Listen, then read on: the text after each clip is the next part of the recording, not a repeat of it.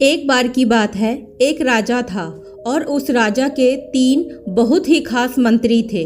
लेकिन कुछ दिनों से राजा के उन तीनों मंत्रियों में से कोई मंत्री ऐसा था जो राजा के पैसों में गड़बड़ी कर रहा था और वो मंत्री अपने काम में भी आलस कर रहा था। अब राजा ये समझ ही नहीं पा रहा था कि तीनों मंत्रियों में से कौन सा मंत्री बेईमान है और कौन सा मंत्री ईमानदार।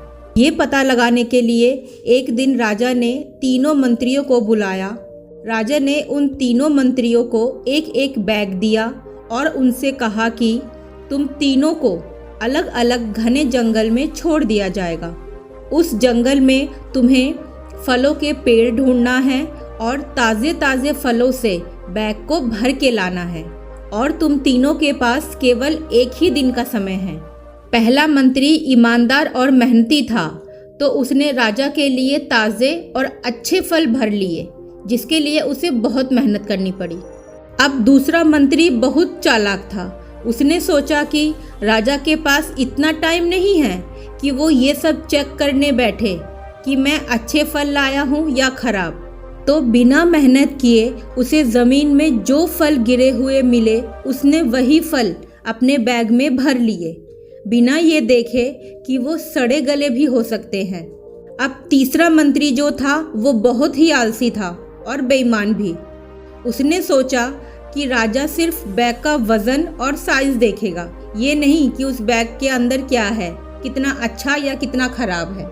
तो उसने बिना सोचे समझे बैग को सूखे पत्तों और पत्थरों से भर लिया।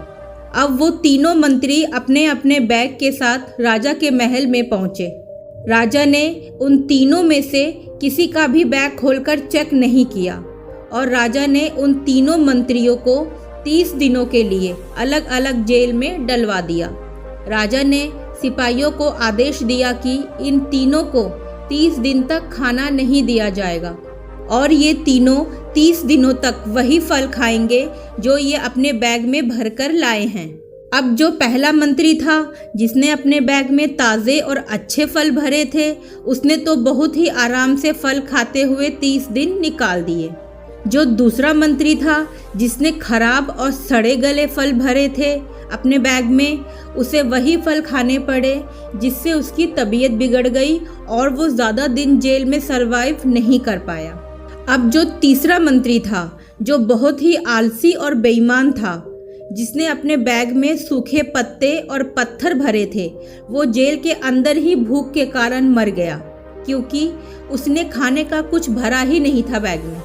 दोस्तों, इस कहानी से हमें ये सीख मिलती है कि आलस और बेईमानी से हमारा आज तो जैसे तैसे निकल जाएगा, पर ये हमारे नीयत और फ्यूचर को खराब करता है, जिसका हर्जाना हमें आगे चल के भुगतना पड़ता है। अगर वो दोनों मंत्री भी पहले मंत्री की तरह ईमानदार होते तो वो आज भी राजा के खास बने रहते। आशा करते हैं आपको हमारी ये कहानी भी बहुत पसंद आई होगी। तो मिलते हैं दोस्तों एक और नई कहानी के साथ। तब तक आप अपना ध्यान रखना और हमारे चैनल को ऐसे ही प्यार देते रहना। नमस्ते दोस्तों।